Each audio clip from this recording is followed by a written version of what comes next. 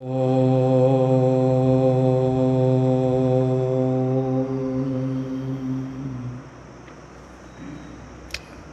22वां सूत्र योग दर्शन दूसरा पाद। भूमिका। तत्स्वरूपम तु पररूपेण प्रतिलब्धात्मकम भोग अपवर्गार्थतायां कृतायां पुरुषेण न दृश्यते इति। तो तत्स्वरूपम तु पररूपेण, तत्स्वरूपम जगत स्वरूपम, जो पिछले सूत्र में था, दृश्य से आत्मा, जगत का स्वरूप जीवात्मा के लिए है। वो तो जड़ है जगत, उसको तो क्या लेना है, उसको तो पता ही नहीं। जड़ वस्तु को कुछ नहीं मालूम, उसको कुछ नहीं मालूम, वो नहीं जानती कुछ भी। तो इसलिए उसका जो स्वरूप है जड़ जगत का, उसका भोग करने वाला आत्मा है। पर माने दूसरा, दूसरा कौन? जीवात्मा, जो जगत से भिन्न वस्तु है, दृश्य से भिन्न पदार्थ है, वो है पर जीवात्मा। तो पर रूपेण प्रतिलब्धात्मकम, जो पर रूपी जीवात्मा है, भिन्न पदार्थ है जीवात्मा, उसके द्वारा जगत भोगने योग्य है। प्रतिलब्धात्मकम, वो इसका भोग करेगा, इसका लाभ उठाएगा। और भोग अपवर्गार्थतायाम कृतायाम, जब उसके दोनों प्रयोजन सिद्ध हो गए, भोग भी और अपवर्ग भी कंप्लीट हो गए, पिछला कर्मफल भी भोग लिया और आगे मोक्ष की तैयारी भी हो गई, पूरी पंच क्लेश दग्धबीज हो गए, अंतिम स्तर तक आ गया, 5 क्लेश दग्धबीज हो गए, तो उसके दोनों प्रयोजन पूरे हो चुके। तब ऐसी स्थिति में पुरुषेण न दृश्यते इति, अब पुरुष जगत का भोग नहीं करेगा। अब क्या ज़रूरत है? 2 पर्पस थे, दोनों सॉल्व हो गए, भोग भी कंप्लीट और अपवर्ग भी हो गया। तो अब वो क्या करेगा? शरीर छोड़ने के बाद मोक्ष में जाएगा। अब सृष्टि संसार उसके लिए बेकार, अनुपयोगी, यूजलेस, अब इसका कोई प्रयोग नहीं करेगा।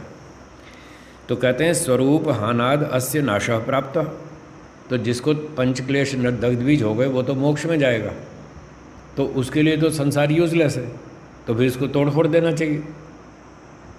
अब उसके काम का तो है नहीं, तो संसार को नष्ट कर देना चाहिए। ये मन में एक प्रश्न उठता है, क्या संसार को नष्ट कर देना चाहिए? तो उत्तर कह रहे हैं न तो विनश्यति, फिर भी नष्ट नहीं होता जगत, अकस्मात क्यों नहीं नष्ट होता? इसका उत्तर देंगे। सूत्र 22 बोलिए। कृतार्थम प्रति नष्टम अपि अनष्टम तद अन्य साधारणत्वात्। कृतार्थ वो व्यक्ति है, कृतः सिद्धः अर्थः प्रयोजनम येन स कृतार्थः, जिसने अपना प्रयोजन कंप्लीट कर लिया, पूरा कर लिया, भोग भी और अपवर्ग भी, वो तो गया मोक्ष में। उसके प्रति नष्टम, जगत नष्ट है, क्योंकि उसका जो शरीर थे 2-3, स्थूल शरीर सूक्ष्म शरीर, उसका तो नाश हो गया, वो तो टूट फूट के प्रलय में चले गए।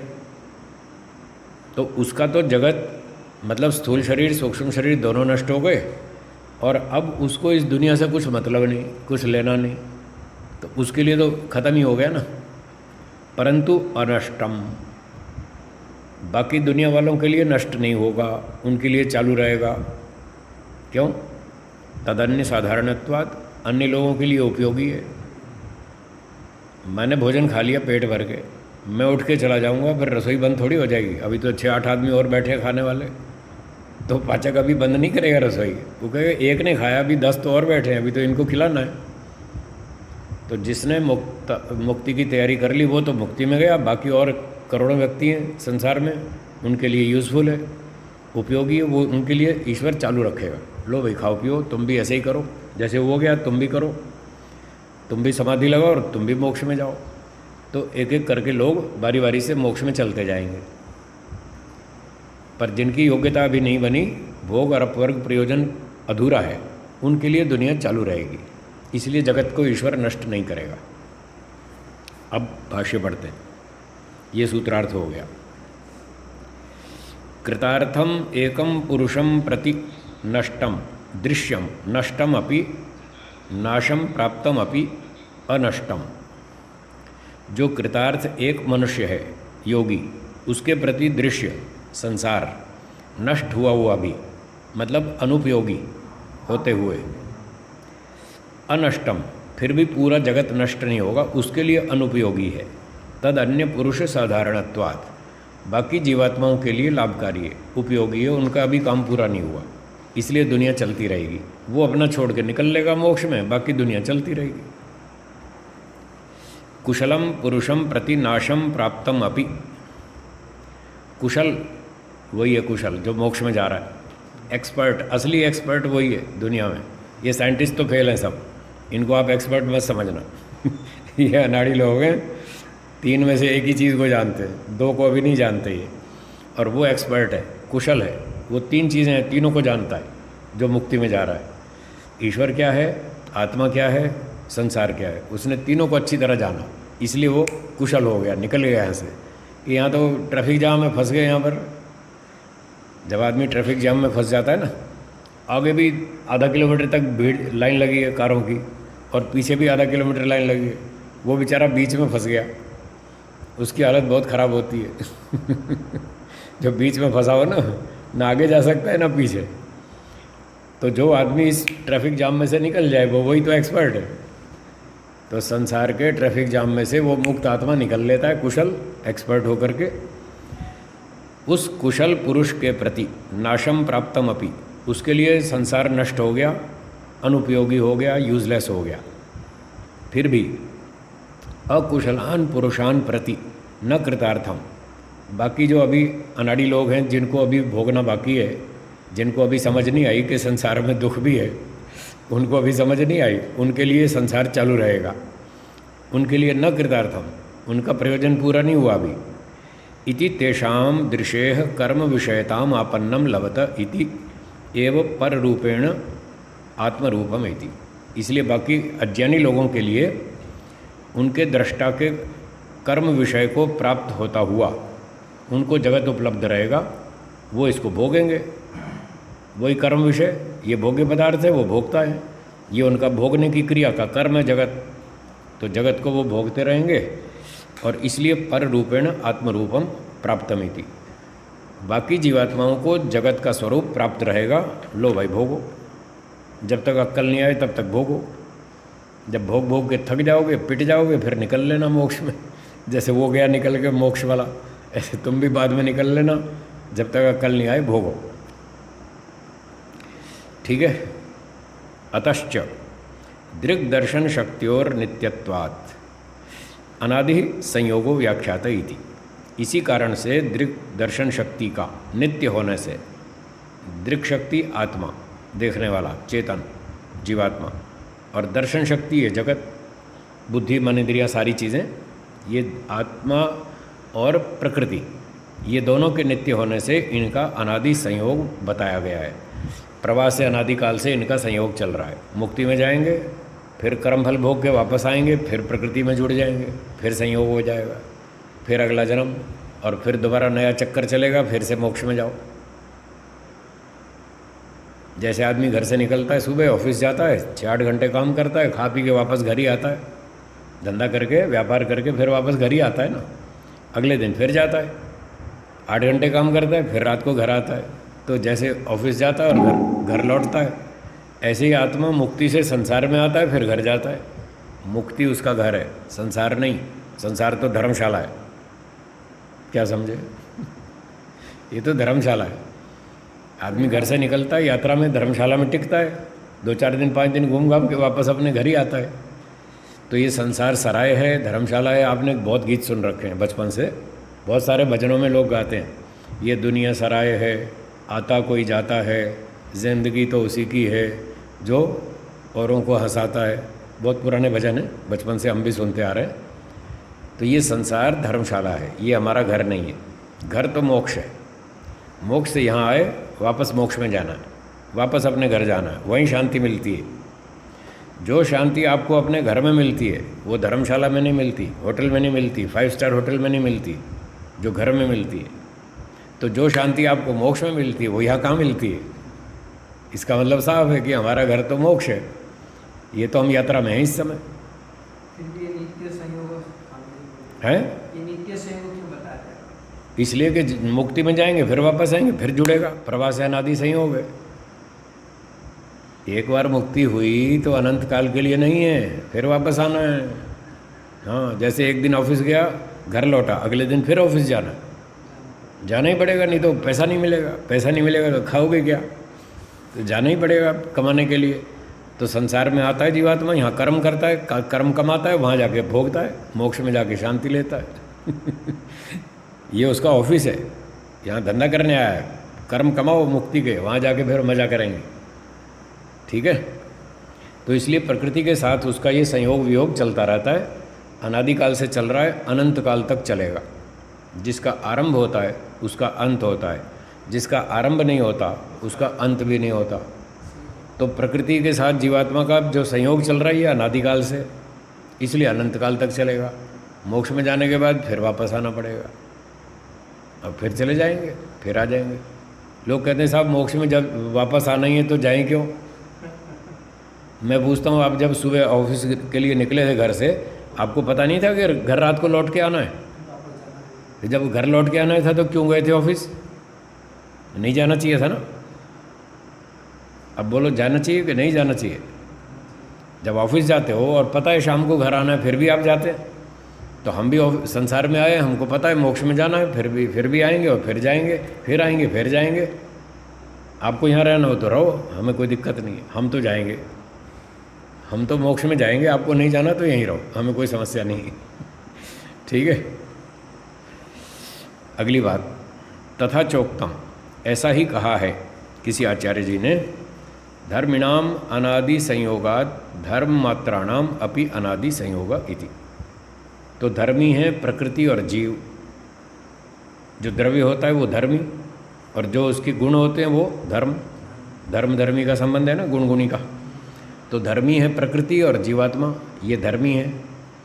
तो धर्मिणाम अनादि संयोगात, जीव और प्रकृति का अनादि संयोग होने से, धर्म मात्राणाम अपि, अब यहाँ धर्म का मतलब प्रकृति से बने पदार्थ, बुद्धि, मन, इंद्रियां, पंचमहाभूत, खाना पीना, तो इनका भी अनादिकाल से संयोग हो जाता है। तो प्रकृति के साथ जब हम जुड़ते हैं तो हमें शरीर, मन, इंद्रियां, बुद्धि, खाना पीना सब चीज़ें ईश्वर जोड़ देता है हमारे साथ, तो इनका भी संबंध जुड़ जाता है। जब हम मोक्ष में जाएंगे तो छोड़ देंगे, फिर आएंगे फिर जुड़ जाएगा। ठीक है, सूत्रार्थ लिखिए। जिस आत्मा ने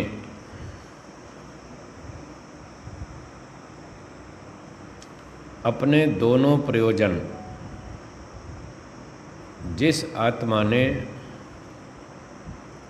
अपने दोनों प्रयोजन भोग और अपवर्ग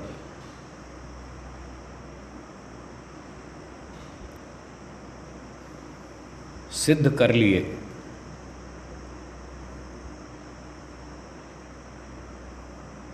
वह आत्मा संसार को छोड़कर मोक्ष में चला जाता है। वह आत्मा संसार को छोड़कर मोक्ष में चला जाता है।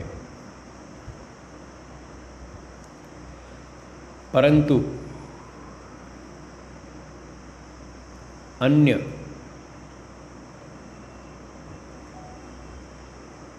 अज्ञानी सांसारिक लोगों के लिए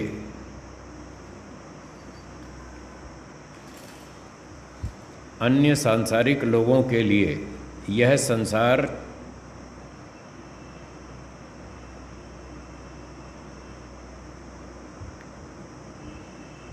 लाभ देता रहता है। यह संसार लाभ देता रहता है क्योंकि उनका प्रयोजन, यह संसार लाभ देता रहता है क्योंकि उनका प्रयोजन अभी पूरा नहीं हुआ।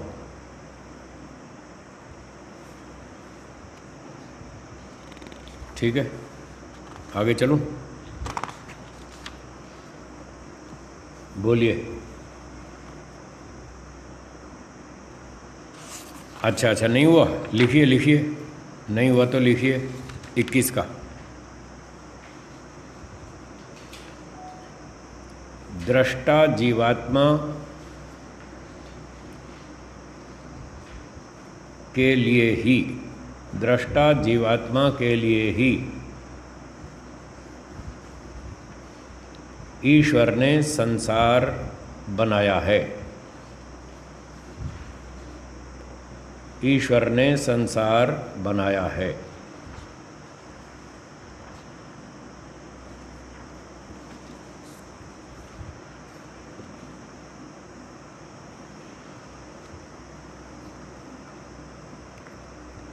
ठीक है, थोड़ा पिछले प्रसंग को दोहराते हैं हम। 17वें सूत्र में कहा था दृष्टि दृश्योः संयोगो हेय हेतु। दृष्टा और दृश्य का जो संयोग है वही दुख का कारण। 18 और 19वें सूत्र में बताया दृश्य क्या है। 20वें सूत्र में बताया दृष्टा कौन है। 21वें में बताया कि ये संसार दृष्टा के लिए, जीवात्मा के लिए। 22 में बताया कि जो जीवात्मा जगत को भोग कर और मोक्ष की तैयारी कर चुका वो तो निकल गया मोक्ष में, और बाकी अभी अपना काम कर रहे हैं, वो देख रहे हैं, अभी परीक्षण कर रहे हैं संसार का, कितना सुख और कितना दुख, उनका काम चालू है। अब जो 17वें सूत्र में बताया था दृष्टा और दृश्य का संयोग, ये दुख का कारण है। अब लौट के वहाँ आएंगे, ये संयोग क्या है। आत्मा और शरीर का जो संयोग है दुख का कारण, ये संयोग क्या है, इस संयोग को समझाएंगे। प्रश्न आया समझ में? आ गया ना? तो संयोग के स्वरूप को बताने के लिए ये सूत्र बनता है। भूमिका पढ़ता हूँ। संयोग स्वरूप अभिधित सया इदम सूत्रम प्रवृते। उस दृष्टा और दृश्य के संयोग को बताने के लिए, उसका स्वरूप समझाने के लिए अब ये सूत्र 23वां प्रवृत्त होता है।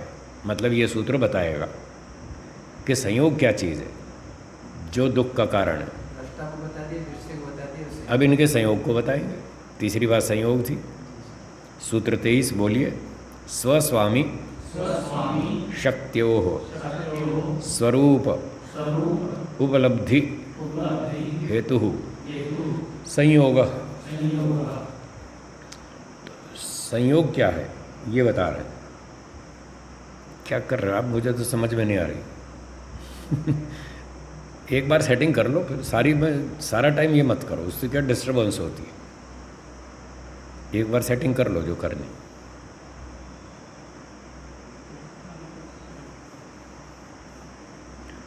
हाँ जी, सूत्रार्थ सुनिए। 2 शक्तियाँ हैं, स्वशक्ति और स्वामी शक्ति। जीवात्मा है स्वामी शक्ति,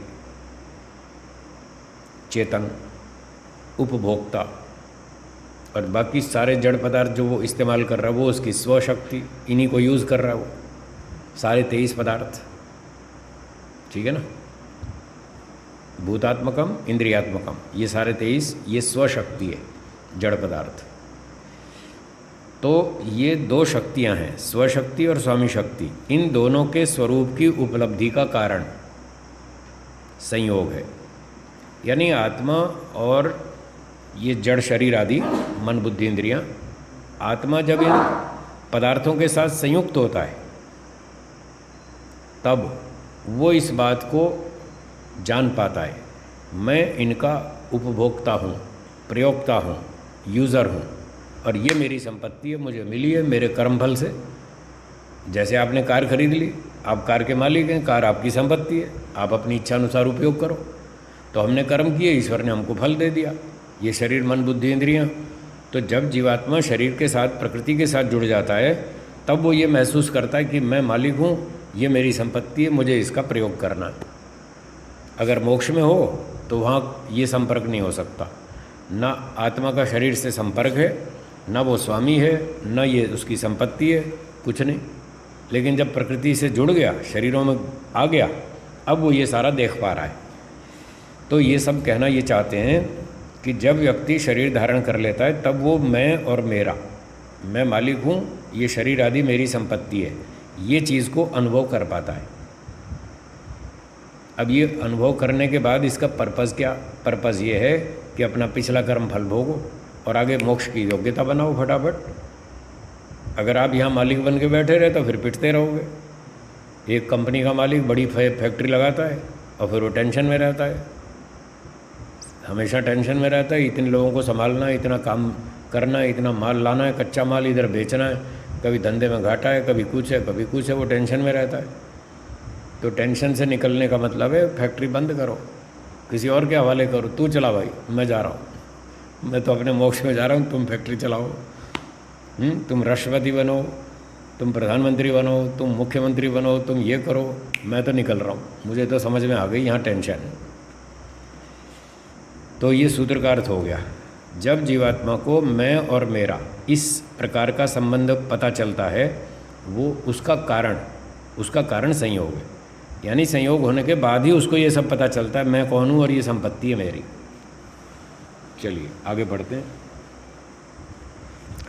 भाष्य। पुरुषः स्वामी, पुरुष जीवात्मा स्वामी है, मालिक है। दृश्येन स्वेन दर्शनार्थम संयुक्त, वो अपने दृश्य के साथ, शरीर आदि के साथ दर्शन की प्राप्ति के लिए जुड़ा है, इसीलिए जुड़ा है कि वो तत्व ज्ञान प्राप्त कर ले। ठीक है। तस्मात् संयोगाद दृश्यस्य उपलब्धिर या सब होगा। तो जब आत्मा और पुरुष का शरीर का संयोग हो गया, इस संयोग से वो दृश्य की जो उपलब्धि करता है, जगत की जो जानकारी करता है, ये मिठाई है, ये सोना है, ये चांदी है, ये बंगला है, ये बेटा है, ये बेटी है, ये दृश्य की उपलब्धि कर रहा है, उसका सुख ले रहा है। तो जब दृश्य की उपलब्धि करता है, सब होगा, ये वही है, भोग वाली बात है, उसका भोग रहा है, सुख भोग रहा है। ये मेरा मकान है, ये मेरा कार है, ये मेरा बैंक बैलेंस है, ये मेरी संपत्तियां हैं। तो जब इस तरह मालिक बन के बैठेगा तो उन चीज़ों का भोग कर रहा है वो। और या तो द्रष्टु स्वरूपोपलब्धि स्वपवर्ग, और जब पता चल गया चित्ती शक्ति अपरिणामिनी अप्रतिसंक्रमा, इसमें कुछ एक माइक्रो मिलीग्राम भी घुलता मिलता नहीं है, तो पागलपन है, मैं तो खामखा इसके पीछे भटक रहा था, अब समझ में आ गया है तो बेकार है, निकलो यहाँ से, कुछ नहीं है। तो जब दृष्टा को अपने स्वरूप की उपलब्धि ज्ञान हो जाता है, फिर अपवर्ग है, फिर वो निकल लेगा यहाँ से, यहाँ तो टाइम बर्बाद करने वाली बात, तो उसका अपवर्ग की तरफ तैयारी हो जाती है। दर्शन कार्य अवसानः संयोगः, तो जब दर्शन कार्य अवसान पूरा हो जाता है, समाप्त हो जाता है, तब तक संयोग रहेगा। जब तक तत्व ज्ञान न हो जाए तब तक ये संयोग रहेगा। जब तत्व ज्ञान हो गया, संयोग खत्म और अपना मोक्ष, फिर निकल जाएगा यहाँ से। तो इसको अर्थ सुनिए फिर से। संयोगः कीदृशः अस्ति, दर्शन कार्य अवसानः ईदृशः अस्ति। संयोग कब तक रहेगा? जब तक तत्व ज्ञान का काम पूरा ना हो जाए। हाँ, जब तत्व ज्ञान मिल गया तो संयोग का काम, तब तक संयोग रहेगा। जैसे ही तत्व ज्ञान पूरा हो जाएगा, संयोग खत्म और अपना मोक्ष। इति दर्शनम वियोगस्य कारणम उक्तम, इसलिए दर्शन को, तत्व ज्ञान को वियोग का कारण बताते हैं, मुक्ति का कारण। वियोग मतलब आत्मा शरीर से छूट के मोक्ष में चला जाए, आत्मा और शरीर का वियोग हो गया, इसलिए तत्व ज्ञान को मोक्ष का कारण बताते हैं कि उस तत्व ज्ञान के प्राप्ति होने से ये संयोग खत्म हो जाएगा, तो वियोग हो जाएगा, इसलिए मोक्ष का कारण बताया। दर्शनम अदर्शनस्य प्रतिद्वंद्वी, तत्वज्ञान मिथ्या ज्ञान का विरोधी है, शत्रु है। इति अदर्शनम संयोग निमित्तम उक्तम, अगर तत्वज्ञान मोक्ष का कारण है तो मिथ्या ज्ञान बंधन का कारण है। वो उससे उल्टा कर दो अर्थापत्ति से, तत्वज्ञान मोक्ष में ले जाएगा, मिथ्या ज्ञान बंधन में डालेगा।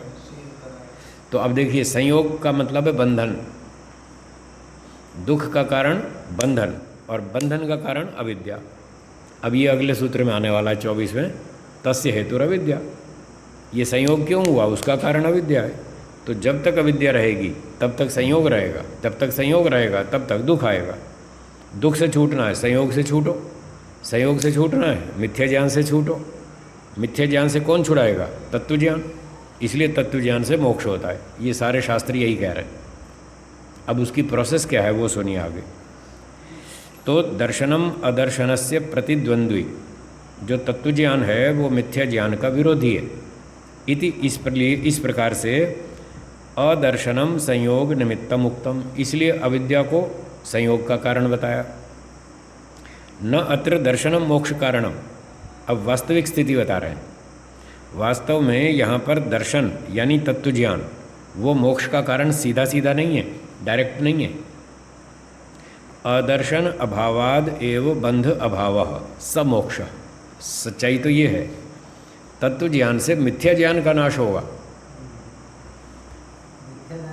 तत्व ज्ञान से डायरेक्ट मोक्ष नहीं होगा, तत्व ज्ञान से जो बंधन का कारण है मिथ्या ज्ञान उसका नाश होगा। और जब कारण हट गया तो कार्य हटेगा। तो मिथ्या ज्ञान कारण था संयोग का, तो मिथ्या ज्ञान हट गया, संयोग हट गया, संयोग हट गया, इसका नाम मोक्ष है। तो ये थोड़ी एक बीच में कड़ी और भी है, डायरेक्ट नहीं है, इनडायरेक्ट है। एक व्यक्ति मिठाई में राग रखता था, क्यों रखता था? उसको अविद्या थी कि मिठाई बहुत अच्छी है, बहुत सुखदायक है। अब उसको तत्व ज्ञान हो गया कि मिठाई तो क्षणिक है, इसका सुख तो क्षणिक है, और एक सुख मिलता है, चार दुख मिलते हैं, उसको तत्व ज्ञान हो गया।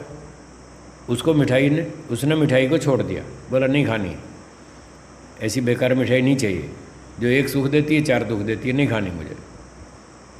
तो तत्व ज्ञान से उसकी मिठाई नहीं छूटी है, तत्व ज्ञान से उसका मिथ्या ज्ञान छूट गया। जो ये मानता था कि मिठाई 100% सुखदायक है, ये मिथ्या ज्ञान हट गया। और जब मिथ्या ज्ञान हट गया तो रुचि खत्म हो गई, बोला अब तो नहीं चाहिए। वो राग का कारण यही तो था, मिथ्या ज्ञान। तो जैसी यहाँ स्थिति है, तत्व ज्ञान से मिथ्या ज्ञान हटा, मिथ्या ज्ञान से राग हटा, बस। तो ऐसा यहाँ पर है, संसार का तत्व ज्ञान हो गया, ये दुखदायक है। तो जो इस मिथ्या ज्ञान की वजह से संसार में बंधन था, वो बंधन हट गया कि नहीं चाहिए, और उसकी मुक्ति हो गई। ये है स्थिति वास्तविक। तो पंक्ति को फिर देखिए, न अत्र दर्शनम मोक्ष कारणम, यहाँ सीधा सीधा तत्व ज्ञान मोक्ष का कारण नहीं है, बल्कि अदर्शन अभावादेव बंध अभाव, मिथ्या ज्ञान के हटने से ही बंधन हटता है, क्योंकि मिथ्या ज्ञान कारण है। और सा मोक्ष, अगर वो बंधन हट गया तो फिर वही मोक्ष है, इसी का नाम मोक्ष है। अब कह रहे हैं दर्शनस्य भावे बंध कारणस्य अदर्शनस्य नाशः। सही बात यह है कि तत्वज्ञान होने पर, दर्शन भावे तत्वज्ञान होने पर, बंध कारणस्य, जो बंधन का कारण था, अदर्शनम अदर्शनस्य नाशः, उस बंधन के कारण का अविद्या का नाश हुआ। तत्व ज्ञान से बंधन का कारण अविद्या नष्ट हो गया। इत्यतः, इसलिए दर्शन ज्ञानम कैवल्य कारणम उक्तम, इसलिए थोड़ा संक्षेप से शॉर्टकट में ऐसा कह दिया, भाई तत्व ज्ञान मोक्ष का कारण है, डायरेक्ट नहीं है वो। ठीक है, तो ये चर्चा हो गई। अब एक प्रश्न उठाते हैं, किंच इदम अदर्शनम नाम। अच्छा, तो भाई आपने बहुत अच्छी व्याख्या करी, समझ में आ गया। ये अदर्शन जो है, मिथ्या ज्ञान, यही हमारे बंधन का कारण है। और बंधन संयोग का नाम है बंधन, आत्मा और प्रकृति का संयोग हुआ, ये बंधन है। तो बंधन का कारण मिथ्या ज्ञान है। तो ये मिथ्या ज्ञान क्या है, थोड़ा ये भी समझा दीजिए। ये मिथ्या ज्ञान क्या है जो बंधन का कारण है, उसको समझाएंगे। अब यहाँ पर भाष्यकार ने 8 पक्ष प्रस्तुत किए अदर्शनम के रूप में, 8। क्योंकि संसार में सब तरह के लोग हैं, अपना अपना विचार रखते हैं, सबकी बुद्धि एक जैसी तो होती नहीं। जैसे अभी आजकल करंट टॉपिक चल रहा है, आत्मा साकार है या निराकार है चल रहा है ना, तो सबकी बुद्धि तो एक जैसी नहीं है, कोई साकार बता रहा है, कोई निराकार बता रहा है। तो संसार में हमेशा ऐसी स्थिति बनी रहती है, सब लोग समझदार नहीं होते। अच्छा, ठीक उत्तर कितने हैं? 5 अट्ठे 40, ये एक उत्तर है। और 5 अट्ठे 33 गलत है, 37 गलत है, 42 गलत है, 48 गलत है, 56 गलत है, 63 गलत है। गलत तो सैकड़ों हो सकते हैं, हजारों लाखों उत्तर गलत हो सकते हैं, सही उत्तर केवल एक ही है। इसी तरह से तत्व ज्ञान तो एक ही है, उसको जानने वाले लोग थोड़े ही होते हैं, बाकी अनाड़ी लोग बहुत सारे हैं जो भ्रांति में पड़े हैं। अब 2 पक्ष चल रहे हैं, आत्मा साकार है या निराकार है। दोनों तो ठीक नहीं हो सकते। 5 अट्ठे 33 और 5 अट्ठे 40, क्या दोनों उत्तर ठीक हैं? नहीं है ना, सही तो एक ही होगा। तो ऐसे ही यहाँ 8 पक्ष रखें। मिथ्या ज्ञान के स्वरूप को समझने वाले लोग 8 प्रकार के विचार रखें यहाँ। कोई कुछ कहता है, कोई कुछ कहता है, कोई कुछ कहता है। तो ठीक कितने होंगे इनमें से? बस, बाकी 7 गलत। पर वो परिचय के लिए बता रहे हैं कि दुनिया में ऐसे ऐसे लोग भी हैं जो अविद्या को इस तरह से मानते हैं। उनका थोड़ा सा दिग्दर्शन नमूना दिखा रहे हैं। तो 8 पक्षों में अब पढ़ते जाइए। पहला, किम गुणानाम अधिकारः।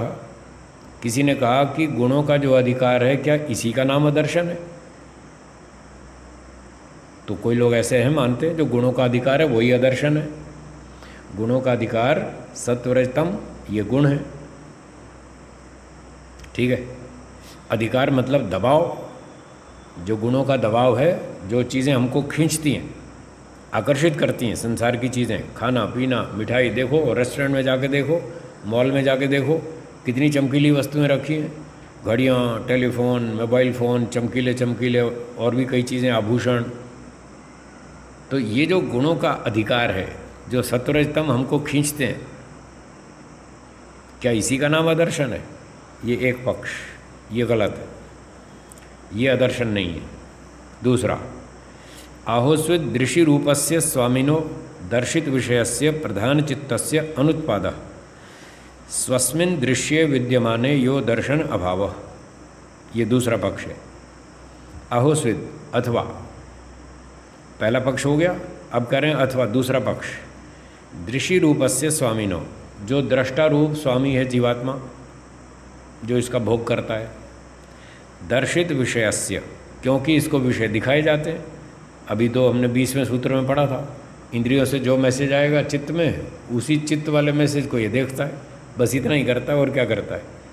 जैसे वो कहते हैं ना, मुल्ला की दौड़ मस्जिद तक, तो आत्मा की दौड़ चित्त तक है। बस वो चित्त में जो भी मैसेज आता है उसको देखता है, इससे आगे कुछ नहीं। आगे मिठाई को हाथ से पकड़ तो सकता नहीं, उसके बस का नहीं है। उसके लिए अगले अगले पुरुष हैं जो उठाते हैं मिठाई को, खाते हैं। फिर वो सब आखिरी मैसेज आता है उसमें चित्त में, और चित्त वाले मैसेज को वो देखता है। यह है दर्शित विषय। क्योंकि इसको दर्शित विषय दिखाए जाते हैं और ये दृष्टा रूप स्वामी है उस चित्त आदि का, तो उसकी प्रधान चित्तस्य अनुत्पादः, इसके प्रधान चित्त की उत्पत्ति नहीं हो रही। प्रधान चित्त का मतलब जो इसको मोक्ष तक पहुंचा दे, ऐसा चित्त की क्वालिटी वो प्रिपेयर नहीं कर पा रहा। चित्त को बढ़िया क्वालिटी में पॉलिश करके तैयार नहीं कर पा रहा जो उसको मोक्ष तक पहुंचा दे। तो बढ़िया चित्त नहीं बन पाना, क्या ये आदर्शन है? ये दूसरा पक्ष है। स्वस्मिन् दृश्ये विद्यमाने यो दर्शन अभाव, तो उसका दृश्य विद्यमान है, उसके लिए जगत अभी भोग के पड़ा ही हुआ है, वो भोग ही रहा है, बार बार भोग रहा है। अभी वो तत्वज्ञान हुआ ही नहीं उसको। तो ये जो दर्शन अभाव, जो तत्वज्ञान का न हो पाना, क्या यही आदर्शन है जो उसके बंधन का कारण है? ये दूसरा पक्ष, ये भी गलत है। तीसरा, किम अर्थवत्ता गुणानाम। गुणानाम सत्वरजतमसाम, सत्वरजतम जो 3 गुण हैं, इनमें जो 2 प्रयोजन सिद्ध करने का सामर्थ्य है, भोग और अपवर्ग। अर्थवत्ता, प्रयोजन सिद्धि का सामर्थ्य। क्या गुणों में जो प्रयोजन सिद्धि का सामर्थ्य है, ये जीवात्मा का कर्मफल भी भुगवा सकते हैं और मोक्ष भी करा सकते हैं? ये जो कैपेसिटी है गुणों की, क्या इसका नाम आदर्शन है? ये तीसरा पक्ष है, ये भी गलत है। तो अब तक के 3 पक्ष गलत हो गए, ये आदर्शन नहीं है। अब चौथा पक्ष, अथ अविद्या स्वचित्तेन सह निरुद्धा स्वचित्तस्य उत्पत्ति बीजम। चौथा पक्ष ये है कि जो अविद्या है, जीवात्मा की अविद्या जो है, स्वचित्तेन सह निरुद्धा, चित्त के अंदर बैठी है छुप करके। अनित्याशुचि दुखानात्मसु नित्य शुचि सुखात्म ख्यातिर अविद्या, वो जो अविद्या आत्मा और चित्त में छुप कर बैठी है, जो स्वचित्तस्य उत्पत्ति बीजम, जो अपने चित्त को बार बार उत्पन्न करती रहती है, अर्थात चित्त आदि को पुनर्जन्म में बार बार धक्का मारती रहती है, बार बार अगला जन्म दिलवाती रहती है, वो जो अविद्या है, क्या इसका नाम आदर्शन है? जी हाँ, ये सही पक्ष है, चौथा। 8 में से चौथा पक्ष यही वास्तविक है, यही सत्य है। जो अविद्या हमने पढ़ी थी अनित्याशुचि वाली, वही हमारे बंधन का कारण है। इस बात को अगले सूत्र में कह ही देंगे 24वें में, तस्य हेतुरविद्या। ठीक है ना। अब हम चाहें तो इसको अगले सूत्र की भूमिका भी मान लें, क्योंकि इसकी चर्चा सारी अगले सूत्र में जुड़ रही है। वहाँ पर अविद्या ही को बताया कि अविद्या इस बंधन का कारण क्या है, अविद्या। तो फिर वो अविद्या क्या है, उसके बारे में 8 पक्ष रखें, जिसमें चौथा ही ठीक वाला है। ठीक है जी। बाकी 4 पक्ष हैं, ये लंबा काम है, इसको कल करेंगे। इस समय पाठ को विराम। और अब शंका समाधान। बोलिए, जिनके प्रश्न हो पूछिए। हाँ जी, किसका नंबर है?